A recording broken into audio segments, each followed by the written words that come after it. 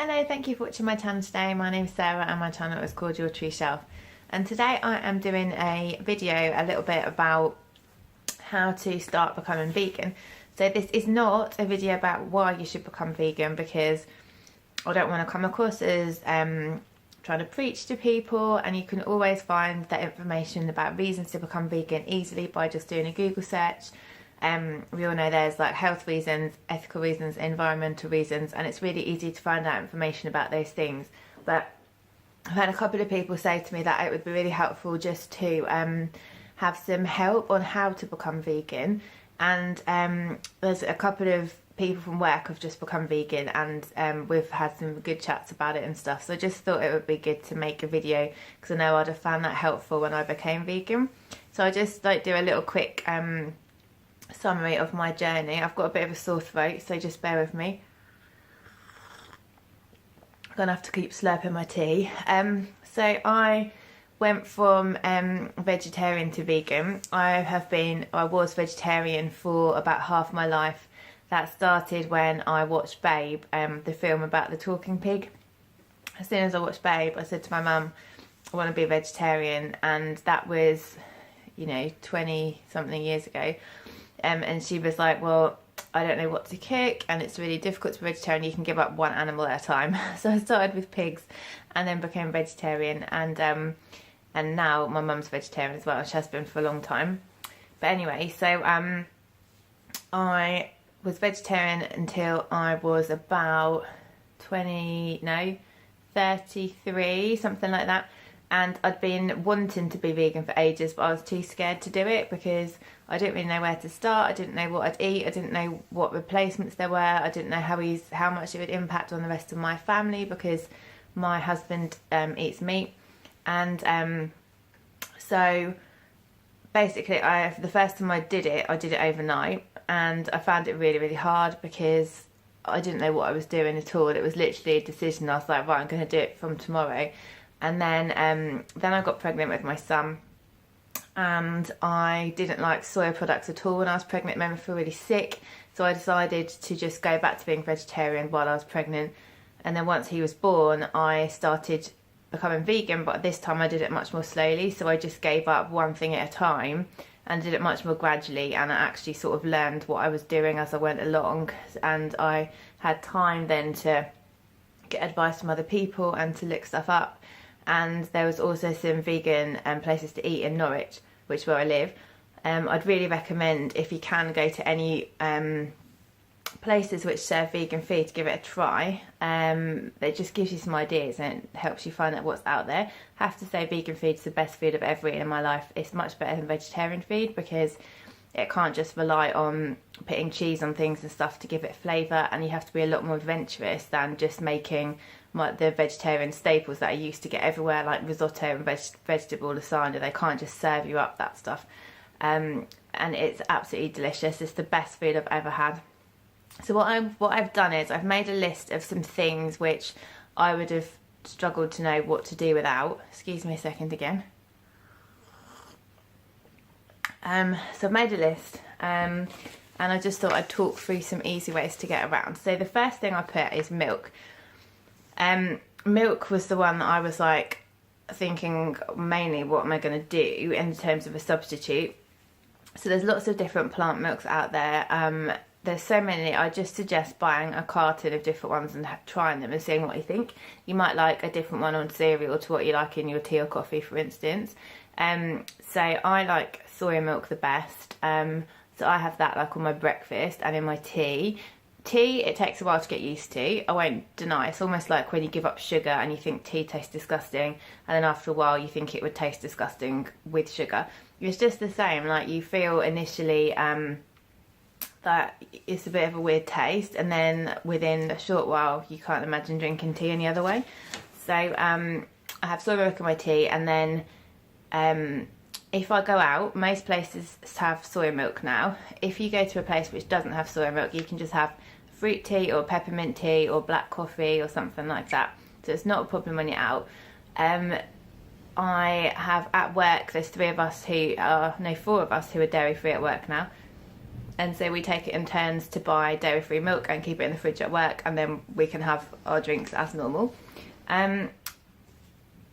The other thing is butter. So that's really easy because there's loads of brands now that do dairy-free butter. So like Pure does, Flora does dairy-free. There's lots of different brands that do dairy-free, and they're just with all the normal butters in the supermarket. So that's really easy. The one, so chocolate, that was one for me, because I love chocolate, and I was thinking, how on earth am I going to survive without chocolate? Well, easy. So first of all, you can have dark chocolate. There's luxury dark chocolate, like in Hotel Chocolat. You can get a vegan range of dark chocolate, or there's cheaper ones. Like, I really like Morrison's dark chocolate, and that's about 30p for 100 grams. I use that a lot for baking and stuff. That's really nice. You can also get, so hot chocolate, drinking chocolate. I get hot chocolate from Whittards. I really love that. That's vegan, not the white hot chocolates. Just check on the individual flavours. You can get vegan squirty cream, which is available in Morrison's, and you can then have hot chocolate with some squirty cream on top. You can even get vegan marshmallows, so you can do a proper vegan hot chocolate. You can get these lovely Soya do these really nice desserts, which are they look like kind of a yogurt pot, and they've got chocolate dessert, and they're really nice, really chocolatey. Bourbons and Oreos are both vegan, and so you can have like chocolate biscuits like that, and you can satisfy a chocolate craving that way.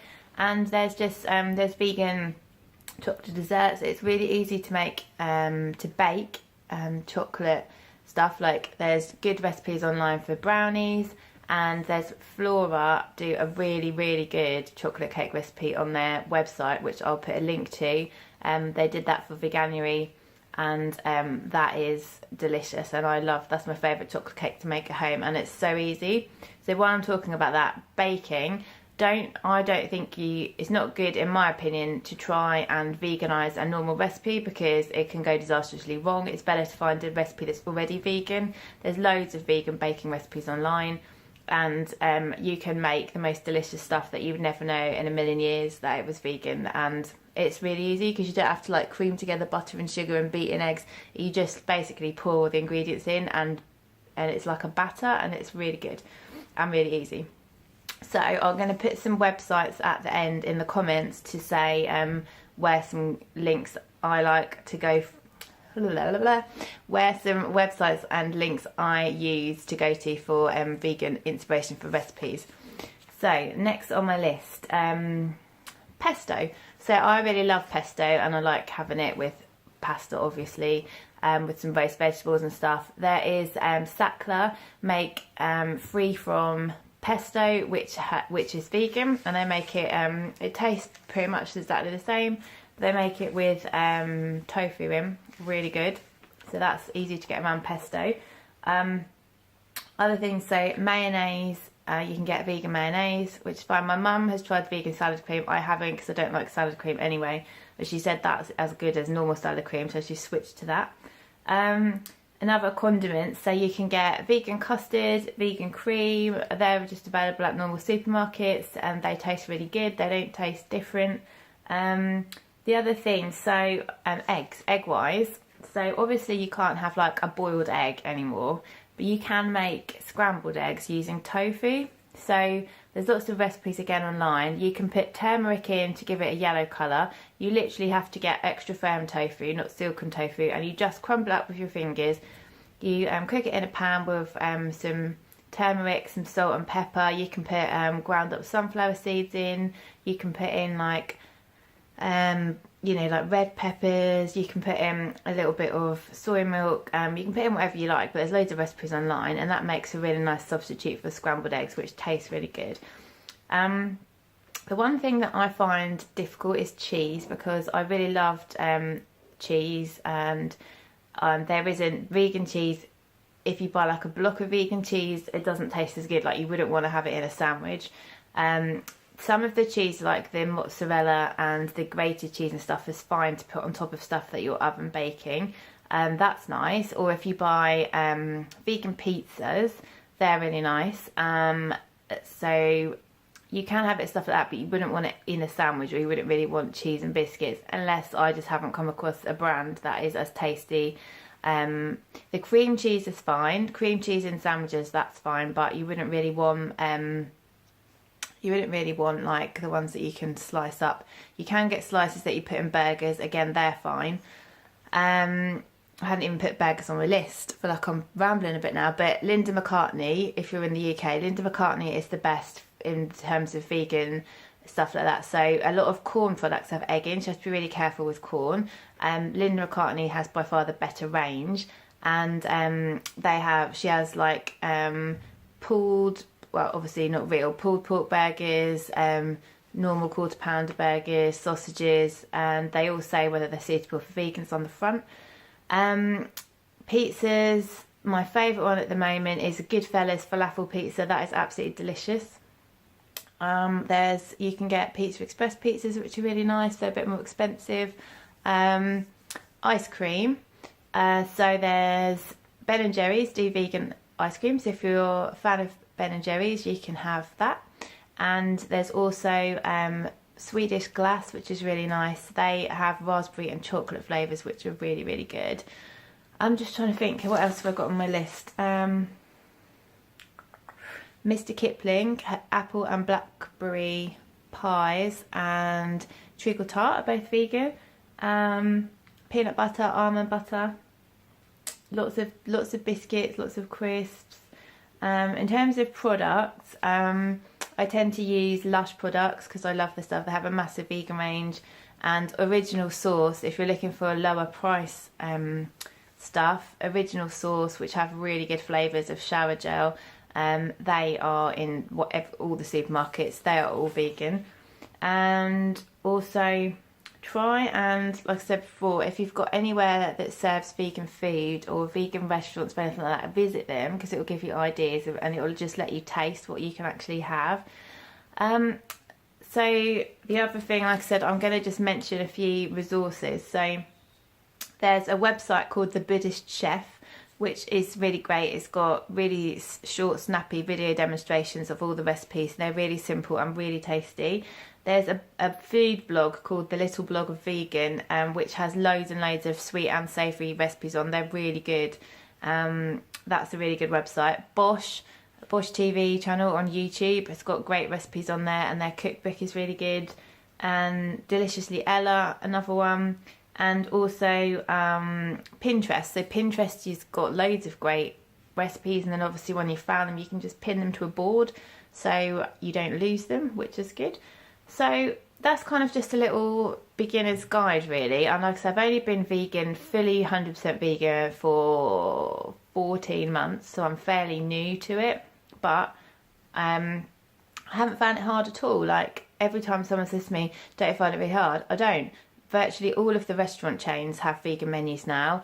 It's everywhere now. I think because of the health benefits, because veganuary has been so successful, because of the environmental reasons, it's so out there now, much more so than when I went vegan the first time. And the main supermarkets, so the budget supermarkets, are rubbish for vegan stuff. So like Aldi and Lidl aren't very good at all.